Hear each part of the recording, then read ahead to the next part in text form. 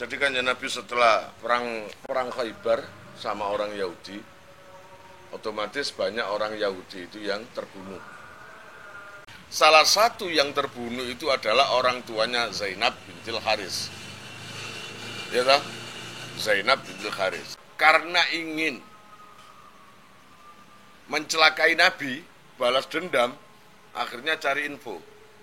Kira-kira apa sih yang disukai Nabi? Kanjeng Nabi paling suka paha kambing. Baru ditemukan itu. Kanjeng Nabi itu paling suka paha kambing. Nah dari situ, karena sudah tahu kesenangan Kanjeng Nabi, langsung yang namanya Zainab bintil Haris tadi, ya belanja kambing, dimasak, ya, dan dikasih racun. Nah, ketika dimakan, sudah dikunyah oleh Nabi. Dan ada sahabat yang terlanjur makan. Ketika dimakan, paha kambing itu tadi ngomong, "Ya Muhammad, lepen, aku telah dibubui racun." Ya langsung ditunjukkan orangnya, dia itu yang membui racun. Karena Nabi itu orang yang sehat, maka setelah makan daging racun itu nggak wafat, tapi efek daripada terkena racun itu sampai beliau wafat, sakit kepalanya itu. Adapun sahabat tadi yang terlanjur makan itu nggak langsung meninggal, jarak setahun. Jadi habis makan jarak setahun, ada yang mengatakan 3 bulan meninggal. Karena Nabi sudah ditunjukkan siapa yang meracun, dipanggil, namanya Zainab bintil Haris tadi. "Ya Zainab, apa sih, kenapa kamu melakukan seperti itu?" Ya agak marah, dia bilang, "Saya melakukan ini karena engkau telah membunuh paman saya, suami saya, dan ayah saya ketika perang melawan kaum Yahudi itu." Gitu. Saya mendengar kisah, pernah baca kisah, memang gini Muhammad, yang paling pokok saya melakukan itu adalah pembuktian. Karena semua bilang kamu adalah Nabi, semua bilang kamu adalah utusan Allah. Kalau memang benar, kamu gak akan mati, pasti kamu diselamatkan oleh Allah. Nah, memang kenyataan kan, anak mujizatnya Kanjeng Nabi ku dikasih tahu oleh Allah. Dari situ gak ada alasan lagi sekarang saya menolak kamu. Saya masuk Islam. Asyhadu an la ilaha illallah wa asyhadu anna Muhammadar Rasulullah. Nah, kedengkian orang Yahudi terhadap Kanjeng Nabi itu nggak akan pupus, terus jengkel, terus apapun yang dilakukan Nabi selalu dipantau, selalu punya ide baru, selalu mencari ide, selalu mencari cara untuk mencelakakan Nabi. Akhirnya para orang-orang Yahudi itu, para dedengkot, terus kentek nakal. Gimana ya, ngedepi Nabi Gus rada angel, gitu ya, rada angel. Akhirnya para dedengkot itu sowan nang tukang sihir, namanya Labid Al-Asam, gitu, namanya Labid. Labid, apa coy? Oh, ini anak punya sesuatu sama ente. Ya apa? Ente kan tukang sihir yang terkenal wah gitu. Siapa yang gak kenal kamu? Ah, bisa aja kamu. Ya kamu itu memang hebat. Ini ada tugas buat ente. Apa? Sihir Muhammad, santet Muhammad. Nah, bahasa Arabnya sihir, nah, bahasa kini rada angker titik santet. Nah, bahasa Bali ku leak, tenun. Sama maneng, bahasa rada angker maneng, Wis gak ono, wis iku. Akhirnya yang namanya Labid Al-A'sam itu sebenarnya dia itu sihirnya nggak sehebat-hebat, nggak seheboh yang diberitakan itu. Ternyata dia itu punya anak-anak yang ngewarisi, punya saudara dan anak perempuan yang hasil sihirnya itu anak ayahnya kalah. Jadi perawan tapi tukang santet. Paham? Akhirnya kata Al-A'sam, jadi saya harus nyihir Muhammad.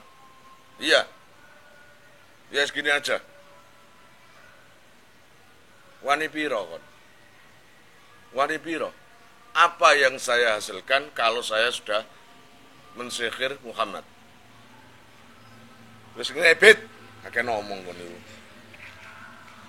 Kalau kamu berhasil, semua anak buah saya kaum Yahudi tak kumpulkan untuk mengumpulkan uang dan nanti dikasihkan sama kamu. Seneng kan? Waduh, kerja durung kolonel sakmono. Ya toh? Nah iki nganggur-nganggur apa maning sihir iku lak wis hobine ta.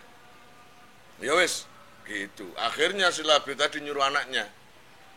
Ning iki sihirin jenenge Muhammad. Muhammad itu tiang pundi, Ba? Mekah.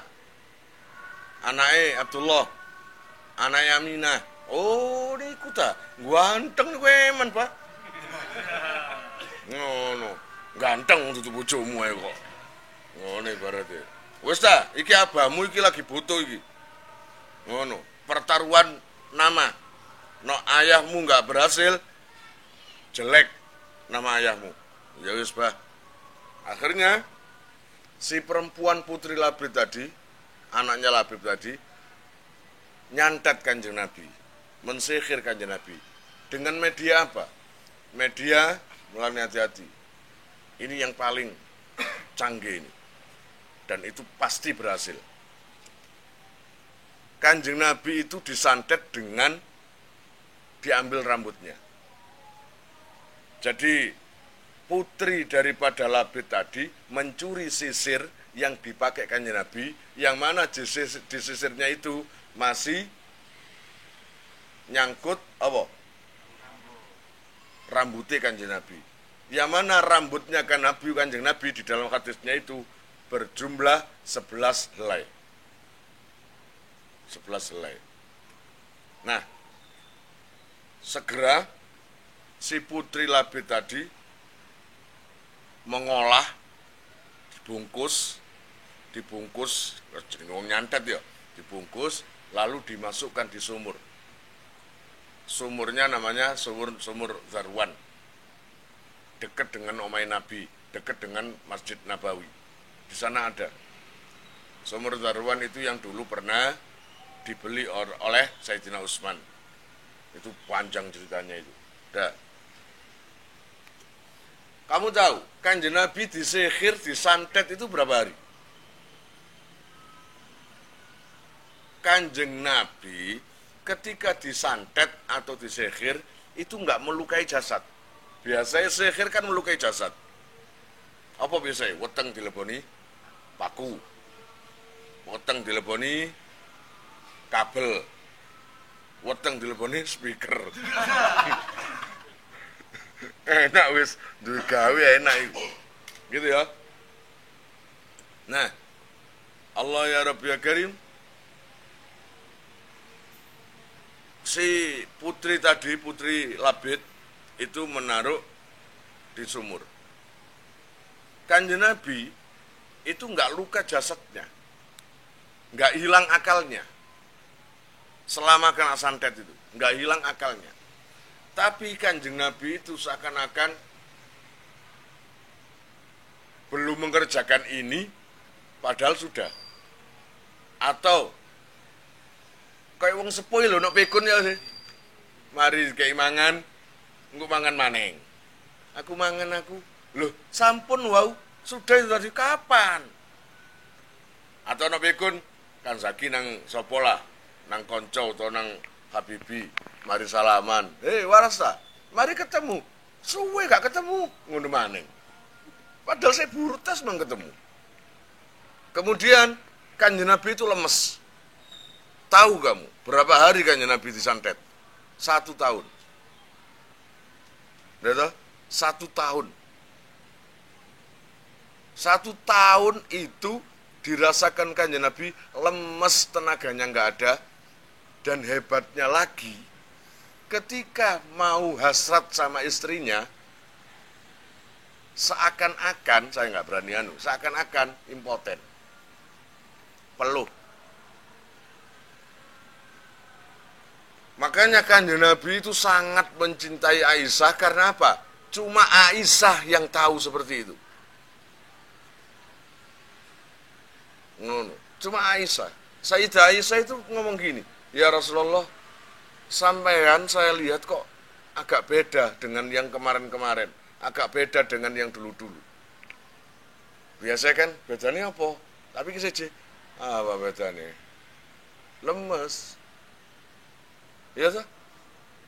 Jadi akal Kanjeng Nabi masih utuh, jasad masih biasa, makanya wahyu juga masih turun. Karena apa? Akalnya sehat, gitu ya. Yang berubah adalah apa istilahnya? Asale semangat jadi lesu. Paham ya? Jadi lesu itu. Akhirnya Aisyah usul, ya Rasul, sampean ini adalah ibaratnya Rasulullah. Masih banyak yang harus dikerjakan. Jangan sampai terbebani dengan urusan ini. Sampean doa saja sama Allah. Minta petunjuk sama Allah. Gitu. Jadi Kanjeng Nabi iku ketika kena santet itu, sejak mulai maghrib sampai menjelang subuh wiritan terus. Ketiduran.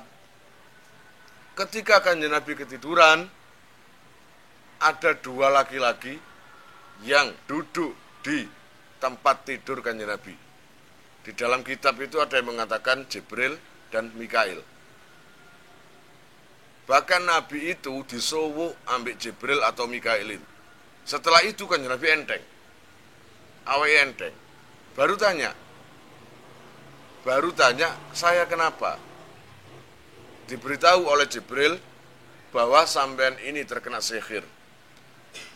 Yang menyihir sampean adalah Labid bin Al-Habib Al-Asom. Berupa apa? Rambut. Kemudian Rasul didetailkan bahwa yang menyihir kamu ini adalah Labid Al-Asom.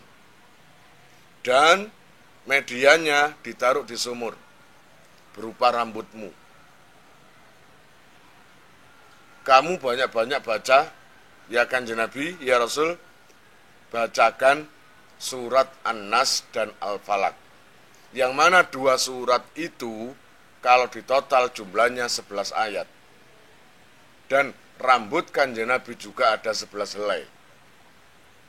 Setelah dibacakan itu, pengaruh sihirnya hilang dan Rasul menyuruh Sayyidina Ali bin Abi Thalib, ada yang mengatakan Zubair, sahabat terkemuka, suruh apa? Membuktikan apa betul di dalam sumur ada bungkusan.